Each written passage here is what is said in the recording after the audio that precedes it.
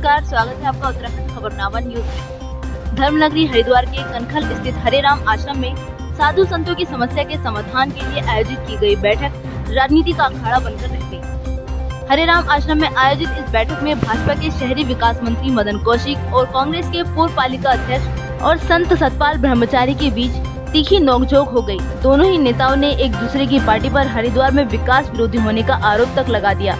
इस बैठक में दोनों नेताओं की जबरदस्त और तीखी नोकझोंक में संतों की मांगों से जुड़े मुद्दे गायब होते नजर आए और चर्चा आरोप प्रत्यारोप तक सीमित रह गई। कांग्रेस के ऐसे लोग तो इस विषय को गलत दिशा में ले जा रहे थे, तो मैंने आज ये क्लियर किया कि ये जो एनजीटी वाला मैटर है, एनजीटी में पहले ये था कि इसके पैसे दे के रजिस्ट्रेशन होगा, एसटीपी लगाना पड़ेगा। राज्य सरकार कोर्ट गई, कोर्ट में कहा कि हमारे यहाँ जहाँ सीवरेज है वहाँ इसकी छूट दे दी जाए। एनजीटी में इस छूट को हमारी मान लिया गया और अब हम जो हमारे आश्रम है उनमें एसटीपी जहाँ सीवरेज है नहीं लगाना पड़ेगा, इसकी आवश्यकता नहीं होगी। फीस भी नहीं ली जाएगी रजिस्ट्रेशन की, ये भी तय कर दिया हम लोगों ने। रजिस्ट्रेशन बिल, कोई बिल किसी तरह का नहीं है, केवल ये सूचना देनी है। ये पता रहेगा कि ये आश्रम है, कोर्ट को ये बताना कि हमारे यहाँ 500 आश्रम है, सारे में सीवरेज है, इसलिए कोई दिक्कत नहीं है, ये वहाँ बताना जाए। नहीं, वो तो देखिए, सतपाल जी तो मेरे भाई हैं, छोटे भाई होंगे, बड़े तो नहीं है, लेकिन ये जिस पार्टी में सारा देश खा गई वो, बस मैं कुछ नहीं कहना चाहता। सतपाल जी अच्छे आदमी है, मेरे साथ पहले भाजपा में थे, अभी दोबारा भाजपा में आएंगे। बिल्कुल कोई मतलब नहीं, एसटीपी को लेके जो थी वो बिल्कुल दूर हो गई और उसका कोई मतलब नहीं है। तो हमने पहले कर दिया था, पहले कांग्रेस ने 2003 में इसको व्यवसाय किया था, जो हमने अब घरेलू कर दिया। देखिए, माननीय मंत्री जी ने जो मंत्री को कहना चाहिए उन्होंने कहा। जो आश्वासन देते हैं, जिस तरह मंत्री देते हैं, इनकी सरकार देती है, आश्वासनों की सरकार है ये। इसमें कोई संदेह नहीं कि वे हरिद्वार की दुर्दशा जितनी इन वर्षों में हुई है शायद कभी हुई हो। साथ ही माननीय मंत्री जी जब तक वो हैं, जब तक विपक्ष में मजबूत आदमी नहीं होगा, जब तक क्यों बोलेंगे? आपके सामने अभी देखा कैसे चिल्ला रहे थे। भाई, बात पूछने का अधिकार सबका है। मैं राजनीतिक और सामाजिक कार्यकर्ता होने के साथ साथ एक राजनीतिक व्यक्ति भी हूँ और मेरा ये कर्तव्य बनता था, महात्माओं को सचेत किया।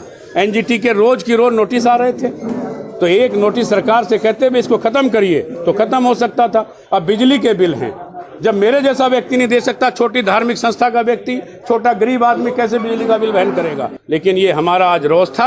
हमने माननीय मंत्री जी से महात्माओं के सानिध्य में कहा है कि सरकार जिस तरह से और विभागों में छूट दे रही है, इसमें भी छूट देनी चाहिए। मंत्री जी ने कहा मैं इसको पेरिस बना दूंगा हरिद्वार को, अब पेरिस आपके सामने है। मंत्री दावे करते हैं, सुन लो बात, ठीक। अब उनको थोड़ी सी पीड़ा हुई, हमने संतों के आदेश का पालन करते हुए थोड़ी सी एक बात कह दी थी, वे कुंभ का बहिष्कार करेंगे जब तक व्यवस्थाएं ठीक नहीं होंगी।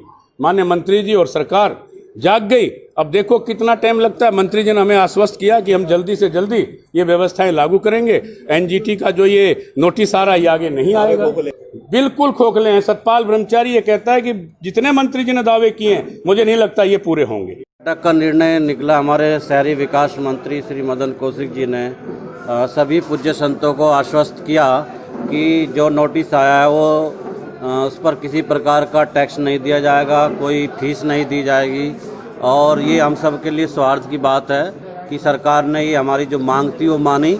और दूसरा, जो अन्य टैक्सेस संतों के ऊपर पड़ रहे हैं, उन टैक्सों को भी समाप्त करने के लिए कैबिनेट में मंत्री जी उस पर विचार करें और हरिद्वार को कैसे संतों को जो कांग्रेस सरकार द्वारा अनेकों टैक्स लगाए गए थे उनसे कैसे ये मुक्त हो हरिद्वार के संत, इस पर उन्होंने आश्वस्त किया है। मैं मंत्री जी का आभार व्यक्त करता हूं कि परसों संतों ने ये मांग रखी थी कि ये बिल निरस्त होने चाहिए। उन्होंने इस बात को माना और अधिकारियों से बात करके और हरिद्वार में ये कैंप लगाकर उसका निस्तारण किया जाएगा। निश्चित रूप से जब कोई सरकार काम करती है तो आरोप प्रत्यारोप लगाने वाले लोग आरोप प्रत्यारोप लगाते हैं। हरिद्वार से उत्तराखंड खबरनामा न्यूज की रिपोर्ट।